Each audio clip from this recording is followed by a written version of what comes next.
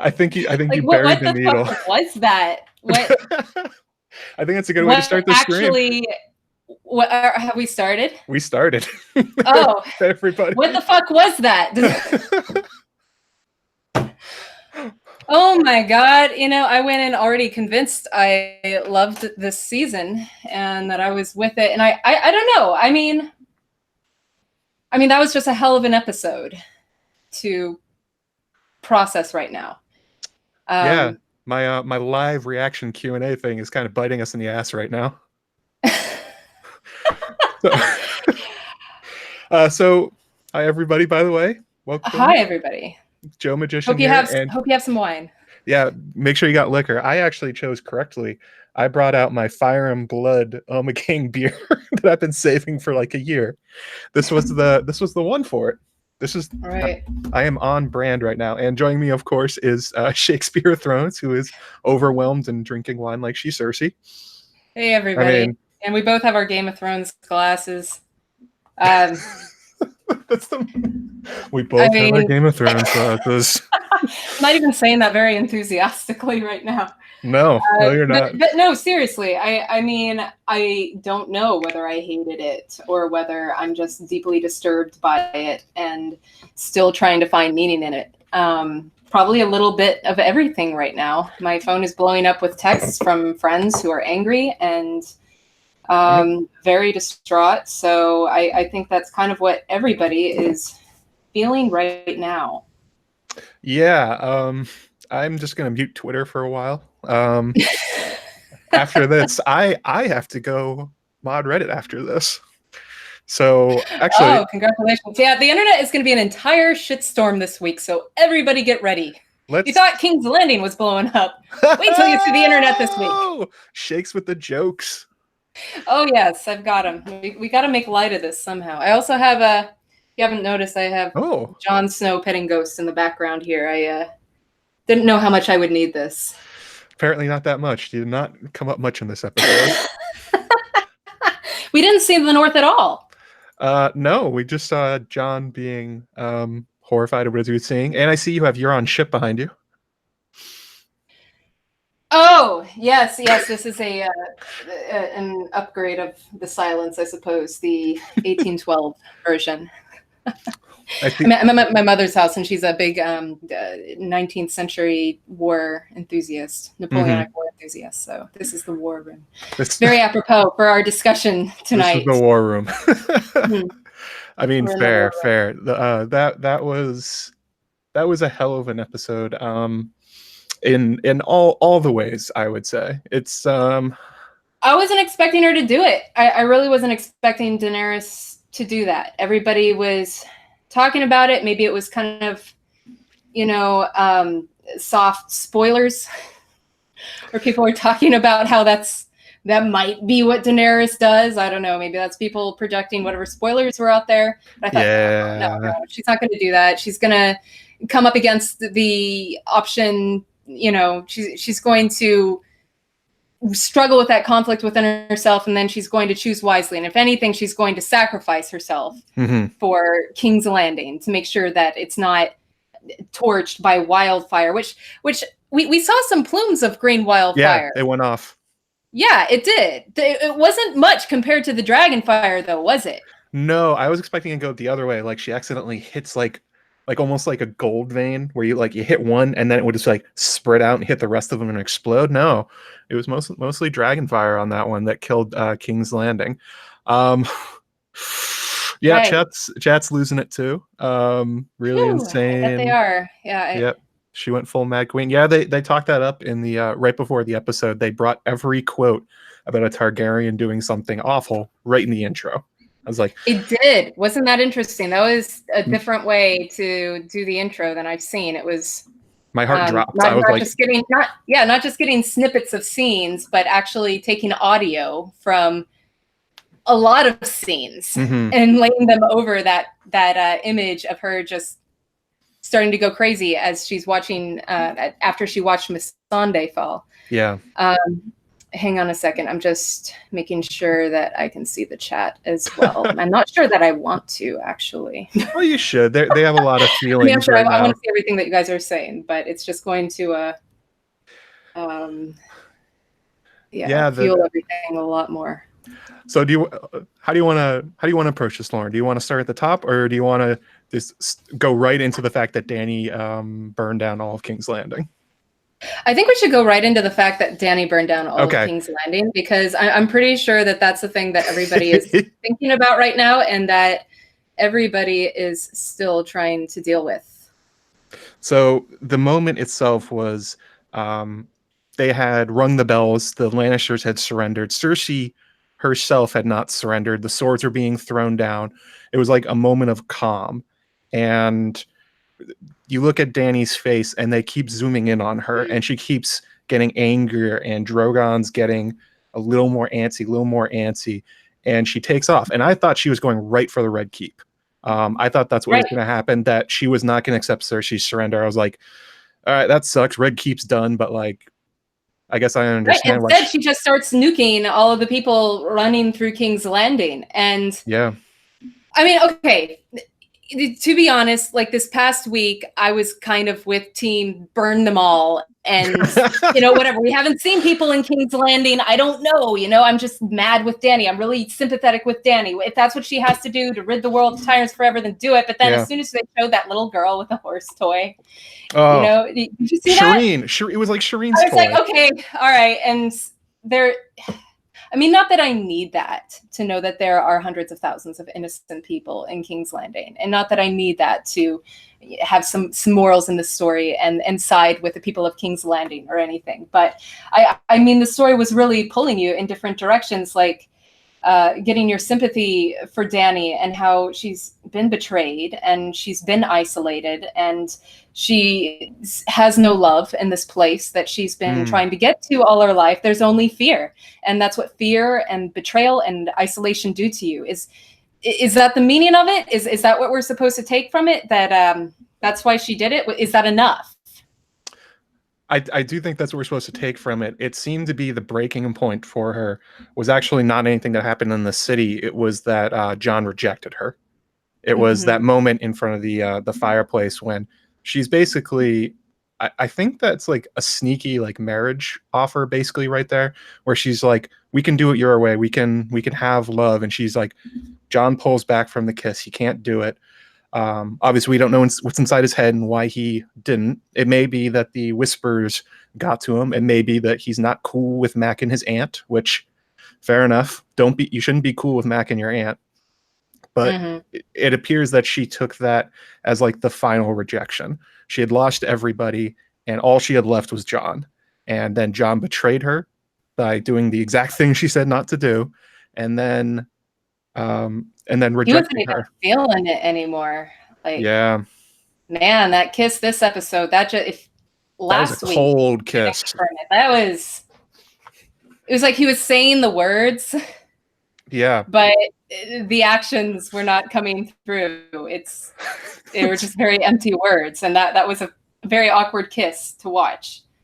It kind of reminded me of that trope that you get sometimes in like TV and film, where it's like the wife that is like losing her mind, and she goes like, "How do I look?" And the husband just shakes his head and says, "You look so pretty, honey." It was like, I thought that's what Jon was doing there. He's like, "Oh fuck!" Like they made her look really crazy. They had her look like she hadn't slept in days, which she hadn't. That her eyes were shallow, like she hadn't slept. I mean, that she hadn't eaten either. And it was like, oh no, Dany, come back. It's okay.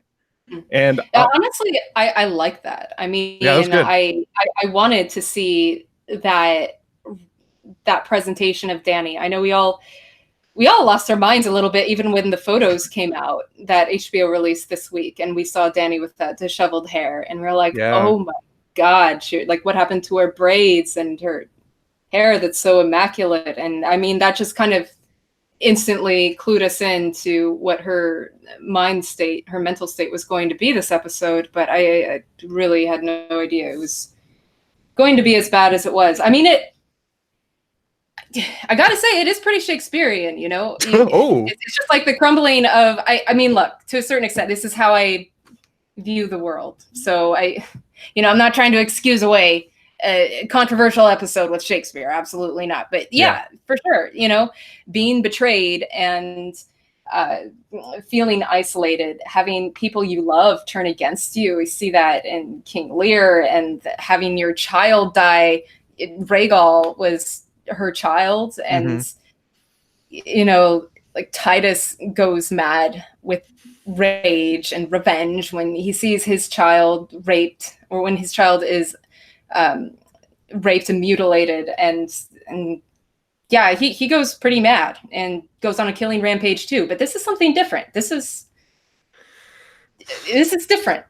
This is different, I think, largely because she had a dragon, and this is kind of the big downside of the whole Targaryen Valyrian thing. It's like, when they're great, it's awesome. When they use their dragons to build the King's Road and make sure nobody goes to war with each other, it's great. But then the other side of it is what Dany did, that when they get angry, when they lose their minds, when they're pushed to the edge, or even when they're just feeling like conquering somebody, like Aegon the Conqueror did, like, this is what they enable. I was kind of thinking about a sort of a theme of this season where we thought the White Walkers were the big bad, that they were the worst thing in the world, that they were going to destroy everything.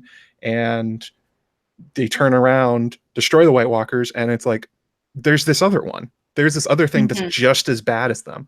What she did to King's Landing is probably as bad as anything the Night King did. Yeah. No, this is worse. I mean, and the way that it was presented to us visually, this was our big war episode of Game of Thrones. I mean, we've had battle episodes, but this was the war episode where you see people really burned, and that montage of Arya running through the streets of King's Landing, just everything, carnage, death everywhere. It's like Saving Private Ryan or Thin Red Line when you see those kinds of images from war That's movies. one I went to too. I'm right there with you. So I don't know. I mean, I'm still processing my feelings, but there are a lot of visuals that I really appreciated, and I did appreciate that montage, and that letting us see that, like, the effect that this has. I'm just not sure that I'm with the switch that flipped in Dany. If that made, I don't know. This has gotta be kind of similar to what happens in the books, right? Maybe. Well, I was actually going to write a post about this, where I was like, well, I do think that Jon and Dany are going to end up in conflict, and it's been foreshadowed in the books for a while that Dany would fight another Targaryen, but I think a lot of people thought it would be more the Dance of the Dragons, more the battle over the God's Eye. I don't think that a lot of people thought that King's Landing was going to go up, but we talked about this. Actually, you talked about this mostly after my Pyre and Blood video, where Dany's relationship to fire and King's Landing and Wildfire probably isn't over. Yeah. I mean, I had a completely different idea of what if we're going to do like a, post-mortem for theories, so this one will be in there. But I think it's mostly right, actually. What you thought, I had a theory that the White Walkers were going to come down to King's Landing. That's right. Daenerys was going to be waiting for them in the throne room, and then she was going to command Dracarys at the right time when they marched in and just kill everything. But it would all be a well in the end, because the Night King would be dead, and that would be that done with. But this is.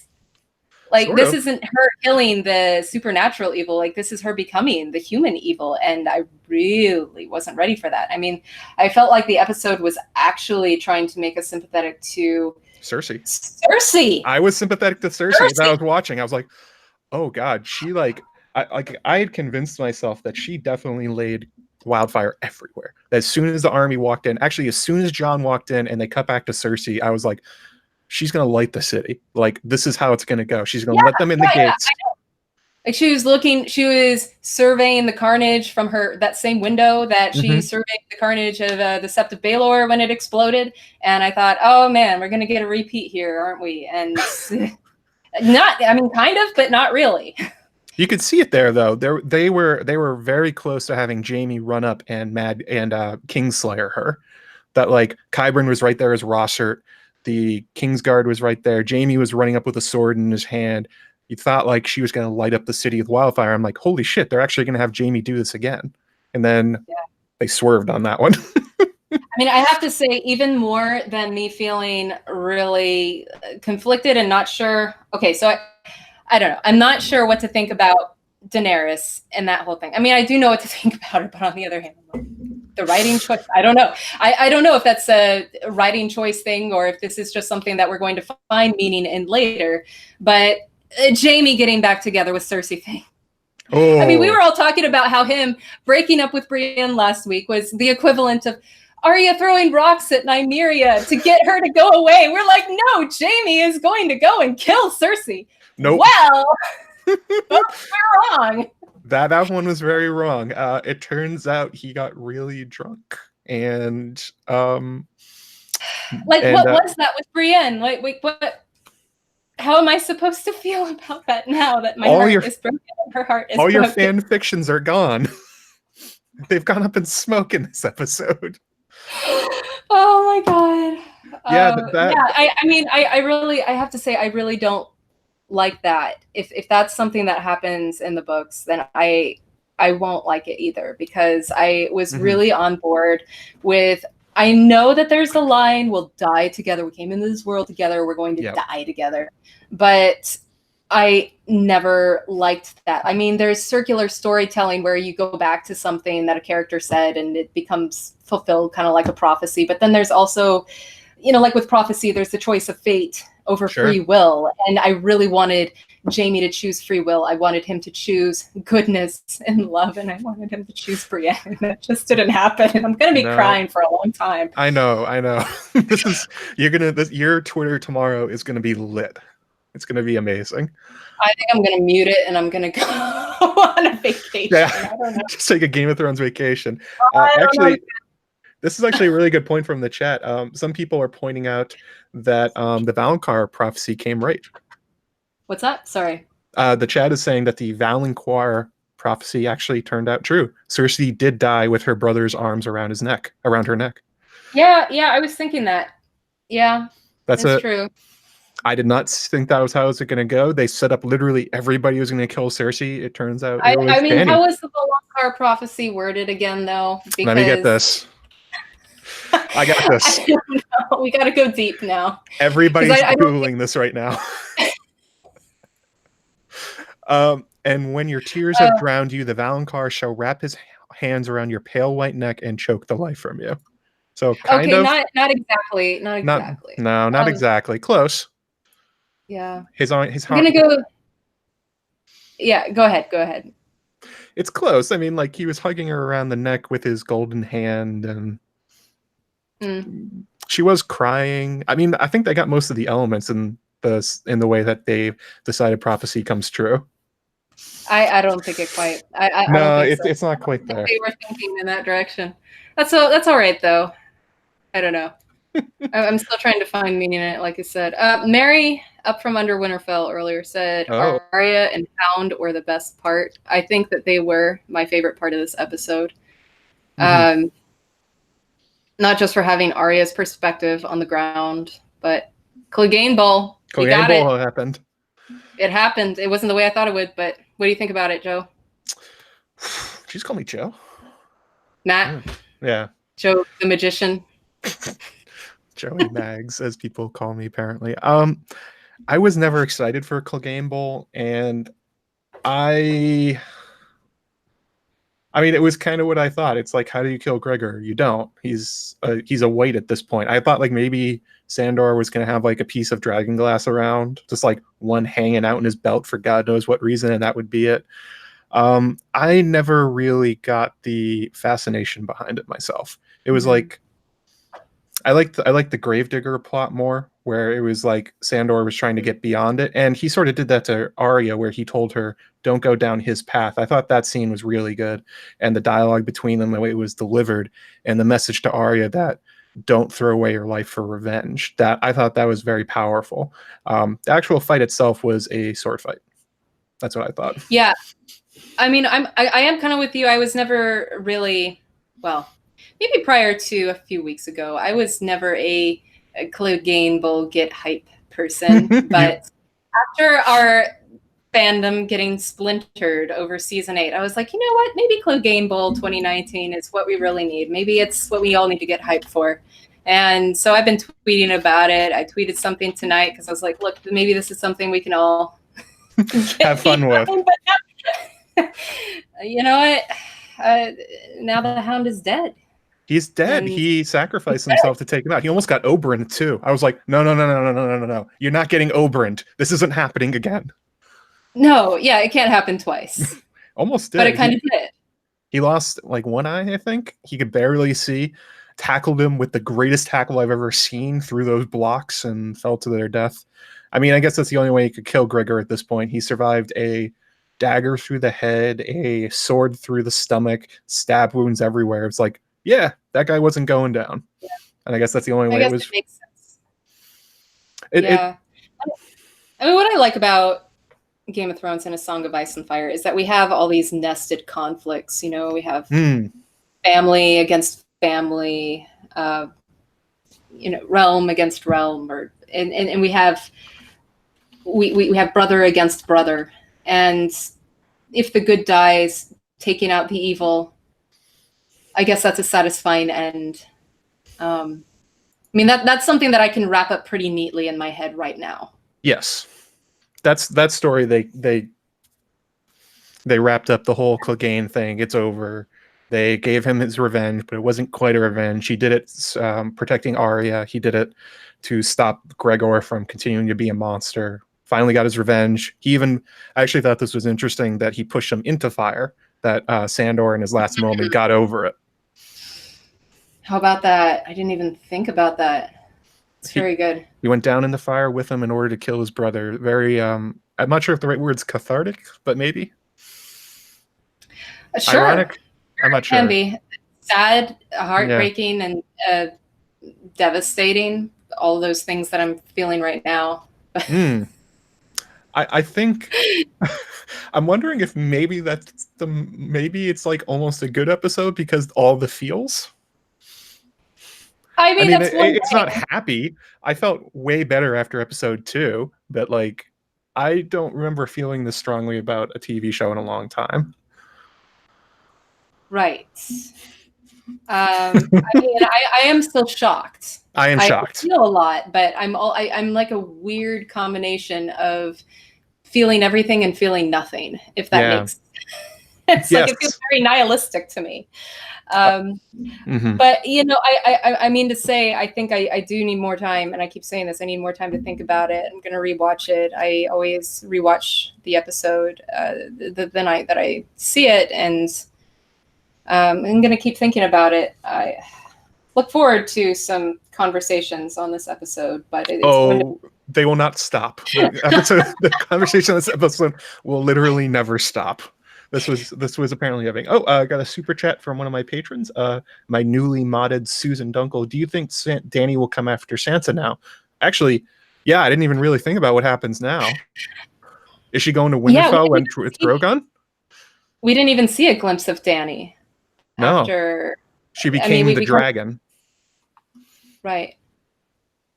Oof. Yeah, the dragon was awakened. So yeah, what's next? I don't know. I mean, in my greatest hopes before this episode, I didn't know what was going to go on. I was kind of hoping, and I think that a comment that Mary made on Twitter. From Under Winterfell made on Twitter inspired this. I really like the idea of Sansa as a sort of Cregan Stark from Fire and Blood, who after the Dance of Dragons came down to King's Landing with his northern host and just spent a few days cleaning everything up. It was the Hour of the Wolf. He was hand for a few days and sorted everything out, presided over trials and executed people. I don't know if anybody wants to execute. Never mind, I don't know. But I like the idea of Sansa in that sort of Cregan Stark role where she comes down and she dispenses justice and then she goes back to the north. But I don't know what sort of justice there's left to dispense now that everybody's dead, pretty much. How do you even dispense justice to Dany at this point? If she's going to burn down King's Landing, who's coming after her? Like, basically just Arya, like, and maybe Jon? Like, if those are probably the only people that could get close enough, but Grey Worm clearly was suspicious of Jon in this episode, so he's probably never going to be left alone with her again. I don't. You know what? It just occurred to me I didn't even watch the trailer. I didn't watch it either. I don't know what's going to happen. Wow. Speaking of Maester Merry, she has talked to me more about nihilism, convinced me that it's good that I feel like this is the right adjective. That it's good. I feel that this is the right adjective for this episode. I think that is the right adjective. It was horrifying. It was. Yeah, it was. It was. I think it was more destructive to my psyche than the long night, because we basically. It was episode 3, like when the long night thing happened. You pretty much knew that either everyone was going to die or they were going to win, and it was really just like, even when Arya stabbed the Night King, it was like a great moment. It's like, yes, the heroes won. And it's like, I don't even know who the heroes are anymore. Like, no, well, I don't know. Any? Jon's pretty good. He hasn't been doing a whole lot except just looking very confused. I mean, he's doing a lot of great things. He's fighting. He's fighting the good fight. Save that woman. But yeah, he did. Wait, what woman? There was a woman about to be raped, and he saved her. Okay, I must have missed that. I must have been turning my eyes away from something. Something in your eye, maybe.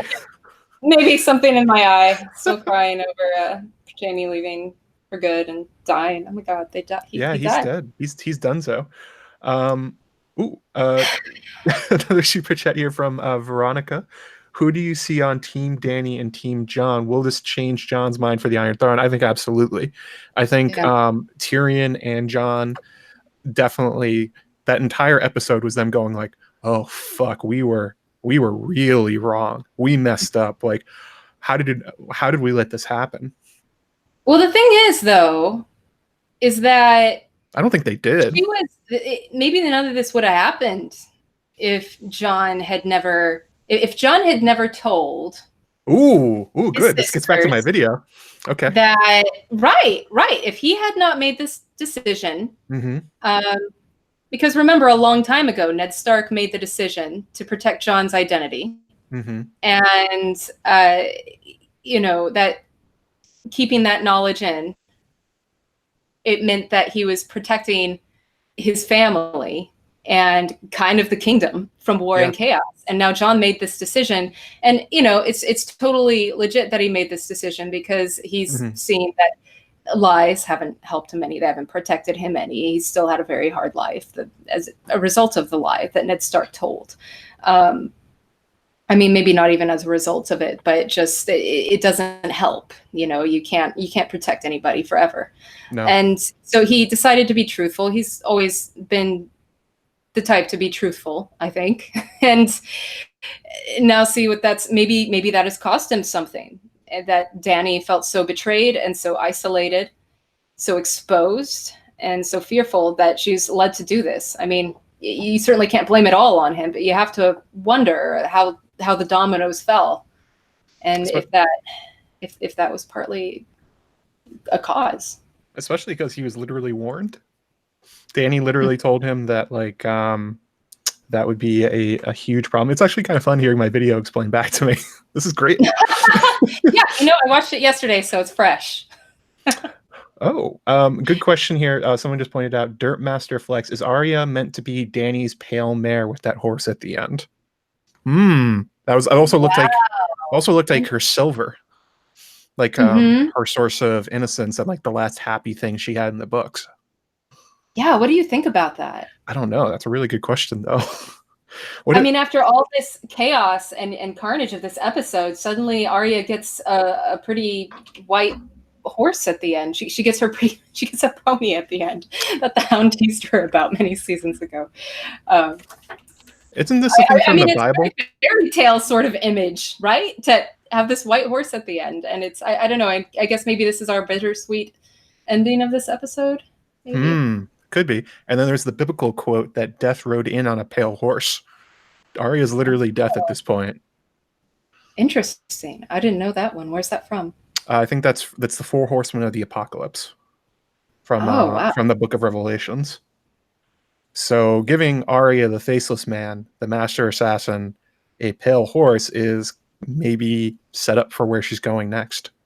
That she really, I think this is a controversial take, because Arya really lost a lot of her innocence along the way, but when she became a Stark again, and when she came back to Westeros, there was almost like hope in her again for good things. I mean, she turned down Gendry and his marriage offer, but she was pretty psyched to be a Stark again, and that she was very confident in her abilities, and she just saw what a dragon does, that she really is nothing against it. So that probably shook. Oh, go ahead. And she turned down the opportunity to go in for revenge and to create more death with the Hound. Like he told her, there's only death here, and usually she's all in for that. Yeah. And it kind of surprised me that she was like, okay, thanks, and then just kind of turned around. I was like, what? So I mean, that is an interesting choice for her as a character. It's a little bit surprising to me, to be honest. But perhaps it was a result of seeing all that destruction, because she made that choice. Arya made that choice after Dany started bulldozing the city, right? Yes, I think so. I think I missed a super chat. Hang on, I'm sorry. 1 second. From James Miller. So Tyrion goes on trial now and gets burned. I don't know. Is anybody going to find out that Jaime escaped? I don't know. He didn't do anything. I thought that Daenerys was going to find out and burn Tyrion for it, but maybe that's still in the cards. I definitely knew that one or the other or both were going to die at their leaving, because that was a very emotional goodbye. Oh, good point here from Veronica. She says, Arya's been saying, I'm going to kill the queen. Which queen? Which queen indeed? That is a very good point. And there's a super chat up here from... For you. Yeah, for Lauren, because she's freaking awesome, and it was great to meet you at the con. I was super embarrassed, and I didn't recognize you when we first met. Oh, thank you. I'm actually not sure who you are. Maybe somebody can help me. I'm embarrassed now. A lot of people didn't recognize Lauren because, on your Twitter account, it's usually just a picture of old Billy Shakespeare. You showed up, people were like, You're a woman? Right now it's Cersei in an Elizabethan costume, but no, someday I'll get a picture of myself there and people will recognize me on site. But Thank you very much. If people don't remember, if you went to Con of Thrones, she was the Weirwood. Yes. And at Ice and Fire Con, right? Yeah, I took it with me. I don't know. I can't believe that people make cosplays and then only wear them once. I hear that's a rule somewhere, but I'm here to break that wheel. Wow, look at you breaking all the wheels. Quotes. Less Daenerys quotes. Is it now faux pas to quote Dany? I don't know. Canceled. Is she Westerosi Twitter? Dany's canceled. Hashtag Mad Queen. Yeah, it's I've been trying to wrap my brain about this while we're talking, and around what specifically? around what Dany did, about how she'd burned down all of King's Landing, how it was so unnecessary, but she was so full of rage at that time. And I mean, I think there's legitimate reason to say she did not feel enough to send her over that edge. But just the fact that she started burning the city and then you didn't see her again, it was only the dragon itself burning everything down. It's I think it's the logical conclusion of what happens when somebody has absolute power in that world. People, especially in Fire and Blood itself, they talked up a lot, the great Targaryens, the ones who didn't use their dragons, the ones who only threatened to use them. But every time Jaehaerys pointed at Vermithor, that was his dragon, right? Yes. Yeah, I believe so. That sounds about right. Somebody correct us if we're wrong. Yeah, and every time he went to to Old Town and sat his dragon outside the Starry Sept, and like when Visenya went to the Vale and sat there with her dragon with the king on her knee, the boy king. It was like, this is what the Targaryens are. Like, there's been a lot of like, I like retconning probably to please them because what they can do is so terrible. But what we saw from Dany is her legacy. That's the legacy of Valyria. That's the legacy of Aegon the Conqueror. It hurts because we know Dany we've known her for so long. We've seen how great she is as a person, but like, it's not even like a Targaryen madness thing. It's just like absolute power in the hands of somebody that nobody can stop. Yeah. And I don't think that she's hungry on power or ambition per se. I really do think that this season has been trying to communicate to us that this is a Daenerys who is just, she's becoming kind of, I don't know, I don't want to say emotionless. Like, we've seen her be very emotional and experience all these feelings of isolation and fear and betrayal and distrust. But maybe as a result of all that, now this is where it's led her. And I don't know, like I can kind of look at that from a macro view and understand that character progression. It happens a lot in Shakespearean tragedy, as I said earlier. If you guys haven't read Eliana's essay, Metric's essay on Daenerys as a Shakespearean tragic hero, you should, because it's got a lot of fantastic stuff in there that's certainly applicable to her arc this season. What I'm wondering for Daenerys going forward is, will there be recognition of this in the way that Shakespearean tragic heroes do recognize their faults? So that's what I'll be looking for in the next episode for Daenerys. I think it really depends if she survives the next episode, because Aegon the Conqueror, what Dany did was Harrenhal. Like, it was like Harrenhal times like 5 or like maybe like 10, like in terms of the body count, but Aegon whitewashed that from history. Like, I'm sure you picked this up too when you read Fire and Blood. You're like, wow, we don't really know anything about Aegon. They're just praising him over and over and over again, and this sort of being like, he totally burned Harrenhal, but like Harren the Black had it coming. It was like, she burned like he burned like 30,000 people or something crazy like that in that castle. It was so big. Like, what we saw was what Aegon did. So if she remains Queen of the Seven Kingdoms, Drogon is the sort of thing that will make people forget it, unfortunately. Yeah. Oh yeah, man, all the feelings. So let me try and look at some other notes that I have. So Jaime killed Euron. Yeah, Eldritch Apocalypse going down. That's pretty interesting. I don't know if that's going to happen in the books, but I don't know. It could. Who knows? And then Euron is thinking that he killed Jaime, but not really. No, Euron went out like a punk. He lost to the guy using his bad hand in a sword fight. Although he did just survive being thrown off a boat that literally exploded. So like, I don't know, maybe it was a fairer fight than we thought. But like, wow, yeah, Euron just sucked and died. Yeah. No Eldritch. I am sure poor Quentin, wherever he is right now, is furious. Oh my God. Yeah. You know what? I mean, we always have to mention Emmett when we talk about Euron, and apologize to Emmett for Euron. But I don't know. Like, I really haven't had a problem with how Euron is in the show. I mean, he's just a different Euron, right? I'm still thinking about how I like that death. It's I don't know. It didn't really have too much meaning for me because I never really got the tension of Jaime and Euron. I guess there's supposed to be tension there, but I never really wanted it, you know? A Jaime and Euron fight. It was one of those things where I think they needed Jaime, something for Euron and Jaime to do, because there's no Victarion and Jaime was not off in the Riverlands, and it was just kind of like, Yeah.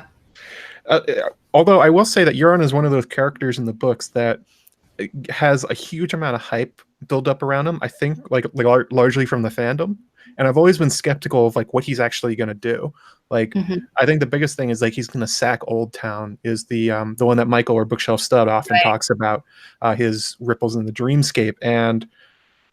But then you look at Euron, and he's always hype. He's a hype man. That's what he does. He never actually does anything. Yeah, so, he hasn't made those moves yet. All potential. It's like really Aegon. Right, but that would be really interesting if he did torch Old Town, because then we would get kind of like a parallel with the Night King who wants to destroy all of human memory, and then Euron who's destroying written human memory in the form of books. But I don't know. Going back to the show, let's talk about some stuff earlier on that happened. So Harry Strickland went out like a punk. Golden Company didn't do shit. Yeah.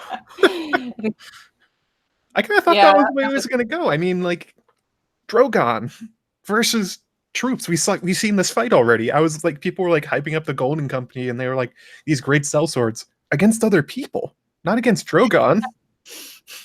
Yeah, I don't know. I mean, it was fine. I really wasn't expecting much from Harry Strickland. I wasn't very attached to him, so since he went out like that, it's fine. Whatever. Yeah. I mean, would elephants have swung it? Yeah, the elephants would have been great. Damn it. We don't have elephants. If only. I'm sorry, I cut you off. What were you saying? Oh, I was going to say, like this episode, as with previous episodes, I mean, my heart was pounding. I was extremely tense through the battle scene, and I was definitely feeling it.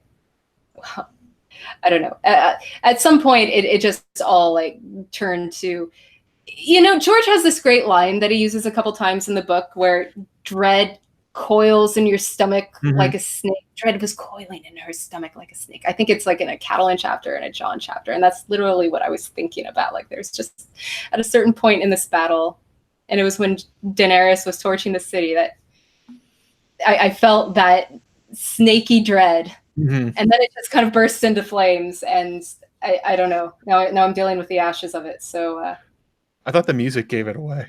They used the Light of the Seven. I was like, oh, guys, you just played Light of the Seven for like 5 minutes straight. I know what's about to happen. How dare you? No, he used it twice. He used it on 2 occasions. They used it on 2 occasions in the episode. Yep. Yeah, that was something. So we have Euron dead. Yep. Jaime dead. Cersei dead. Hound dead. Gregor. Varys dead. Gregor dead. Okay, so nobody can complain that we didn't get enough people killed. That. The body count went up. That. Yeah, everybody died. That was hundreds of thousands of people died. Main characters are gone. Like, yeah. Can't use that one this time. It was like, actually, yeah, it's kind of funny. You think about the long night and people are like, no, not enough people died. And I did like a little analysis where I'm like, they killed more than like double what they normally do. And they were like, it wasn't enough. I'm like, yeah, okay. Let's see how you feel about this one, guys. Is this too many now? Right. Also, Qyburn basically punched to death. Oh, Qyburn. Yeah. I know. The mountain just smacked him into the wall and he was done. Brains exploded there. So, and we didn't talk about Varys' death. Like, this was fortunate. No. Like, Daenerys actually told Varys in season 7, if you betray me, I will burn you alive. And yeah, that happened. He knew what he was getting into with that one. It was like surprisingly un-Varys. Like, it was like he was trying to get caught. Like, I didn't understand what he was doing. They're on Dragonstone. There's like, what can he do? He's like writing notes to people. I don't even know where they're supposed to go. I thought maybe he gave one to that little girl, and that since she was like in cahoots with him, maybe he was like gonna deliver a message to like Cersei or Tyrion, or I didn't know what was going on.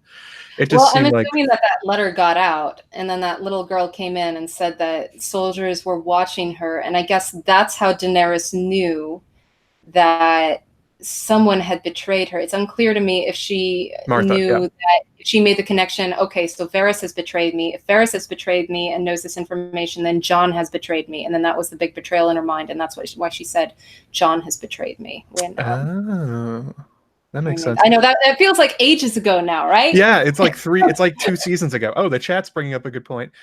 They're saying that the rings were the payments for the little girl to deliver the message to King's Landing.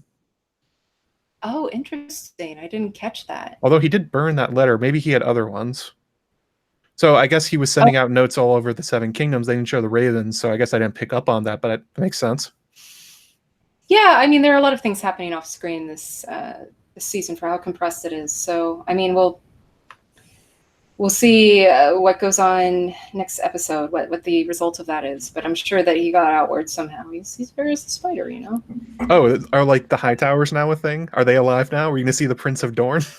We're going to see Darkstar? Oh, man, imagine how happy Mallory will be if we see Darkstar. We've got one episode. We've got one episode, Matt. Just one. I don't think Darkstar. We're going to get Darkstar. No. He's of the night, Lauren. He's of the night. No, I just, I highly doubt it. But I've been wrong before. I've been wrong a lot. So, well, we all have. So I don't know. I mean, I just really have to, what I really liked about this episode is again, the visual spectacle, which I think people talk about, and it sort of almost evolved into like, well, that's expected. That's normal TV. But the thing is that this is not normal TV to see these kinds of visuals. These kinds of special effects. Again, I felt it really deep in my gut watching it. And there's something to be said for that sense of just devastation and nihilism I'm still feeling.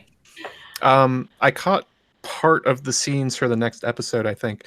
And I don't think it was at the end of this episode. And it was Dany standing on top of what looked like the Red Keep. And all the ashes were falling down like snow. And it was like, oh, this was the winter that was coming. It wasn't it wasn't the White Walkers. It was like some people have theorized in the past that ashes could be easily misunderstood for snow. Even looking back at Dany's House of the Undying scene with the destroyed King's Landing throne room with what looks like snow, yeah, it could easily be ashes. Yeah.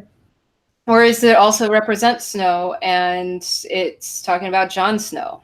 True. Is that metaphor for that? We were having a little conversation on that before the show on Twitter.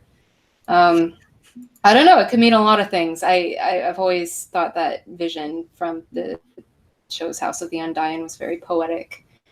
You can certainly interpret it a lot of ways, but we'll see what happens. Well, it's also interesting what happens after that. So she walks through the throne room. There's the ash or snow everywhere. Then she walks out the wall and into the tent to see Rhaego and Drogo again. So, and they're dead. So if does that mean she's going to die in the next episode? She'll finally go back to see her son and stars? I don't know. I wouldn't go too deep into it. I really wouldn't. Yeah, probably not. We'll see what happens. We got about 10 minutes left before I have to go be a mod. So I'm going to post in the chat. People just tag me at JoeMagician with your questions. Me and Lauren will try and fire these out real fast. While we're waiting for the chat to catch up, is there anything quickly you wanted to that we missed? Yeah, sure. Before the show even aired, the episode even aired, I was thinking about what's this going to look like? Is it going to be sort of, since I look at things from a Shakespearean angle, and people have been talking about Shakespeare in the show a lot recently, I was wondering if it was going to end like a tragedy, corpse stage with just minor characters left to pick up the pieces afterwards, or more like a history where it's this sort of episodic rise and fall of monarchs, and there's a sense of continuation at the end. And I was inclined to go with a history ending where you have a feeling of continuation at the end, but I'm kind of leaning towards tragedy right now. It's looking pretty fucking Shakespearean tragic. So I'm on board with that. At the end of Tough Voyaging, the only series that George has ever finished, his short story series about Tough, who gets a seed ship and goes around solving things in space. The ending of it is essentially just tragedy. And it's not to give it away in case anybody's going to go watch Tough Aging or going to go read Tough Aging, but it's ambiguous and it's heartbreaking and it's tragic. I'm like, I read that for the first time. I was like, this is the only thing he's ever finished, and this like broke me. Yeah. So I imagine that will happen. Got our first one. Another Joe. Does John kill Dany? Yay or nay? Yes or no? Oh God. I mean, I really don't want it to happen. I guess I can see it happening. I'm going. I mean, it would make sense with the Azor Ahai thing, right? Miss Anissa too. Yeah. And it would make sense with if this is a tragedy and if Daenerys is being framed as the villain, then the hero killing the villain, or not even the villain, but the stigmatized protagonist, the tragic hero. I guess that would make sense. I really don't want it to happen because there's a big part of me that's still very sympathetic to Dany, even despite all of this. Sure. So I think that'll be really interesting to see in the conversation going forward. Who is still feeling things for Dany? Because I certainly am. I still feel things like that was heartbreaking. I felt for her as soon as she jumped off, as soon as she rode Drogon off that ledge. I was like, oh no. Like I swear to God, I went like this. I was like, no, that she was about to do what she was going to do. And it felt terrible. Yeah. My answer to that is no. If anyone kills her, I think it will be Arya. I think they've been holding back that faceless man thing for a while. This would be the perfect time to use it. Especially if you compare her to Maegor the Cruel and how nobody knows how he died. Yeah. I don't know. Now that Arya has that white horse, I kind of just want her to ride off into the sunset and find a peaceful life. She's done enough. Go find have a good thing in your life, Arya. Go to Storm's End. Find Gendry. Yeah. Oh my God. From Susan, if Dany sends for Sansa to meet the Queen's Justice, will Jon turn on her? I think going into if Jon will kill her, I think that works really well. Yeah, there's a good chance that Dany's about to pull a Joffrey and summon Sansa to swear fealty. She's going to call all the Lords of the Realm with Drogon standing over them. Wait, and calling Sansa to swear fealty? Probably. I wonder how well that's going to work. Probably not well. But they have no soldiers left. They got nothing. It's just her and Brienne. Well, they have a knight then. They have one knight.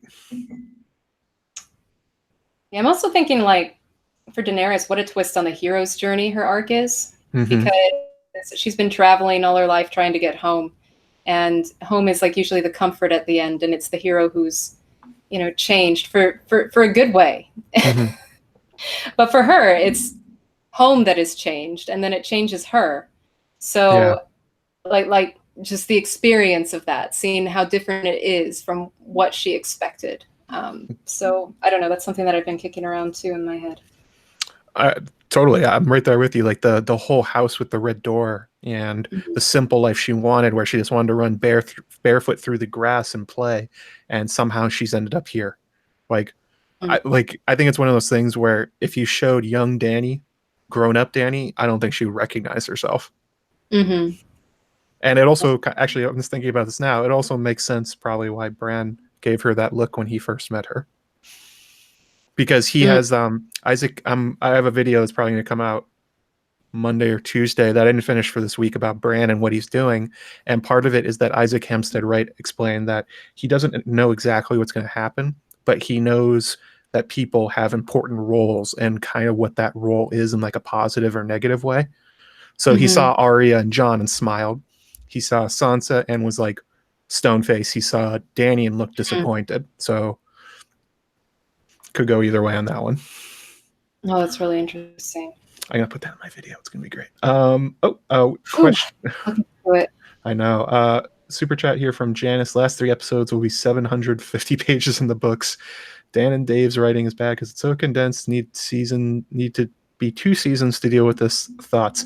Yeah, it did come out that they were offered more time and they turned it down. it would have been, I think it would have helped out a little bit if they had a little bit more of Dany unraveling. It really happened really fast in this episode. Like, they've been setting it up for quite a long time, but the transition from from being herself to what we normally know to burning all of King's Landing, like in terms of showtime, was probably like 20 minutes. Yeah, it wasn't very long. I mean, the thing is that I knew going into this season that it was just going to be 6 episodes, that they elected just to do one season. I already knew that.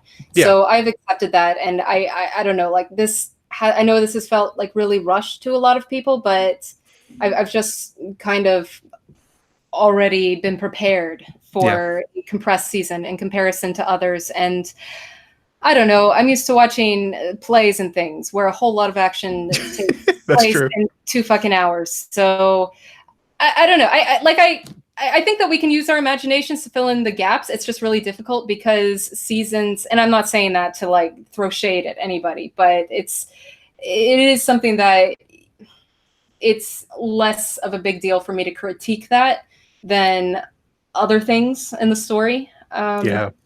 It's like I can definitely see why she would go mad. I can see that progression in her psyche, and it doesn't have to be a big, long, drawn out thing for it to be very realistic for me. I think that's a great point. It especially matters which medium you're coming from, what you normally are used to, I guess.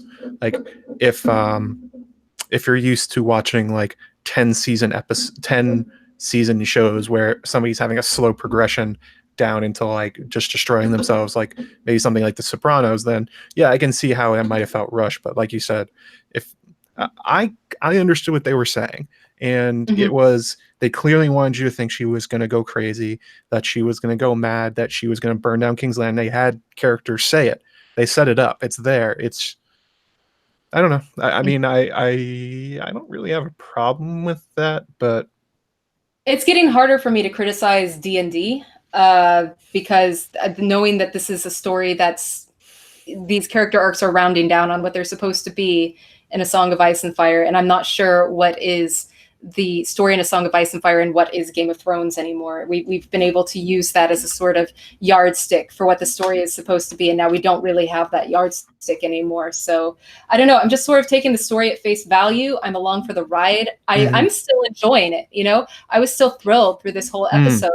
I'm processing my feelings on it, trying to find meaning on it. But you know, a wise man named Pat Spinagle said, "This is the world that we get, folks." So, consider that this week as the internet blows up. This is the world that we get, and let's try and find meaning in it. So that's true.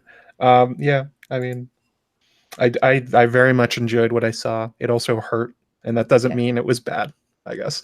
Wow, we have almost 800 people watching us right now, Lauren. That's a lot of people. That is a record for me. We just beat Me and Gray Area. Oh, holy shit. I guess a lot of people are trying to find meaning with us. I'm trying my best. Let's see here. Warrior Girl 113, sorry. What do you think about the Unsullied speaking a common tongue? I was thinking Dany having them eavesdrop on people like Varys' little spiders. Actually, I did not even think about that. So they all learned the common tongue. So yes, they probably knew exactly what was going on the whole time, which makes it even weirder that Dany let it happen. You know, I forgot that they never knew the common tongue. I just assumed. I mean, I know that Grey, but I had forgotten that the rest of the Unsullied didn't know it. Yeah. So I guess that happens over the course of a few years. Yeah, give them time. Missandei knows all the tongues. I guess she did it. So they said school. They said classes. She sat down like one after another and taught them the common. Taught them the tongues. Yes, I can see where we can take that somewhere it doesn't need to be. This is the first time I didn't make that joke. Somehow I got out dirty joked on my own stream. How did this happen? By Shakes. Guys, like, mark down this moment. She saw the dirty joke before I did. I'm like famous for doing this in other people's chats. I got another one from Renee S. Thank you very much. So what does Jon do now? I think he has a very Ned Stark-like and kill the boy kind of moment coming up for him, where I mean, he faced this with the Night's Watch, where he probably knows what he has to do now. Where after what Dany did, I don't think he can probably stand by her anymore. But to do it, if he fails, the North will probably be destroyed. Dany will probably do to Winterfell what she just did to King's Landing, every castle, if she continues being this angry. So if he tries to bring her northern justice and it fails, everybody's fucked. And if he doesn't, what is he enabling? And yeah, I've been talking a lot about Jon's choices and the pressures on him in my last few videos, and this is probably going to be the biggest one, because it's going to mean he can't just be Jon Snow anymore. If he wants to do something about this, he's going to have to be Aegon Targaryen. Yeah. He needs help. Yeah, he does. He needs a lot of help. I'm honestly just like I barely even know how to look ahead to the next episode and what's going to happen. I'm still I'm still figuring out what happens from this episode. So it's really, but that makes sense. That does make sense. He is going to have to be Aegon. He's going to have to kill the boy, become the man, and he's going to have to start making some big decisions for sure. Put on the big boy. He's going to have to put on his big boy pants. He's going to have to take some of those fancy pants from the Golden Company. They were wearing like cargo pants. I don't know. I wasn't looking at their pants. I was looking at them. They were like parachute pants or something crazy. I was like, what's going on? Why do you guys have these ridiculous pants? I didn't even notice. Oh my god. So we're gonna have to get going in a couple of minutes. I'm gonna pull up where I said this last episode, and I liked saying it, so I'm gonna say it again. You know, you don't have to go home, but you can't stay here because the stream is ending. I'm gonna stay here close in time. I got that reference. There you go, nailed it. I actually promised the chat you would sing Jenny's song, but I don't think we have time for that. I am going to record it next week. Radio West is going to use it for for podcast. So excellent.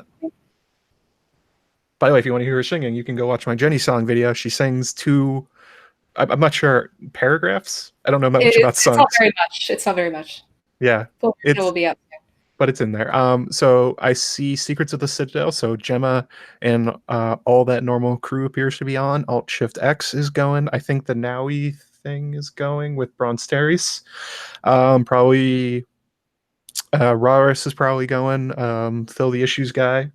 Mods, you guys can drop all the links you want in the chat. Do you want to plug all the Shakes things? All the Shakes things.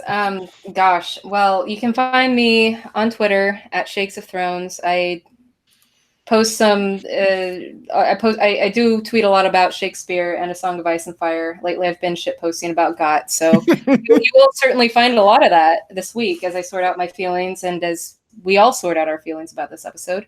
You can also find some of my work on ShakespeareofThrones.com. I post essays. I write original verse, Shakespearean style verse of Game of Thrones episodes and scenes from A Song of Ice and Fire.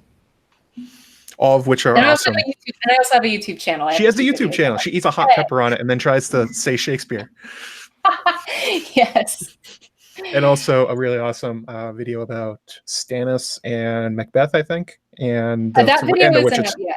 Oh, it isn't? Yeah, I have my Witches video and I have my Ned Stark and Brutus video up. I'm still editing my Stannis essay to turn it into a video. There's some things to fix.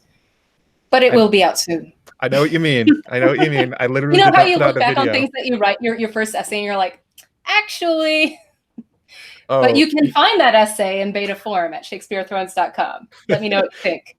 I know exactly what that's like. I went to go make a video on my Waymar Royce theory and I read it and I was like, this is bad. Why did people like this?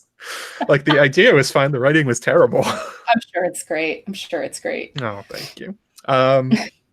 So yeah, for me, obviously, you're on my YouTube channel, so like, subscribe, comment, do all the things. Latest video was on Jon choosing to be Aegon, which will probably come up in the next episode. So watch that one; it will be interesting. I'm going to put out a video probably tomorrow or Tuesday about what Bran's role is in all of this. I think I got some more information in this one, even though he didn't appear. Also, yeah, well.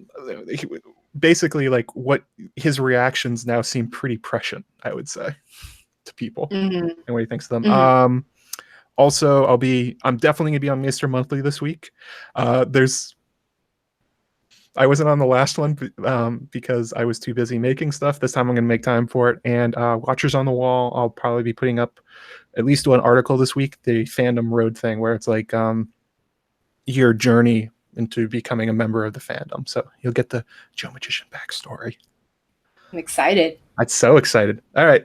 Yep. There's links all in the chat for other streams to go to. Thanks for coming, everybody. Thanks for coming, everybody. Be nice to each other. Love each other this week, like Bernie said. Yes, love each other. I'm gonna be go good to each other. Be good. Like Manu said on Twitter, everything will be fine. It's okay, guys. I'm gonna go ban people on Reddit on the Song of Ice and Fire board. So yeah, I'll see you guys there.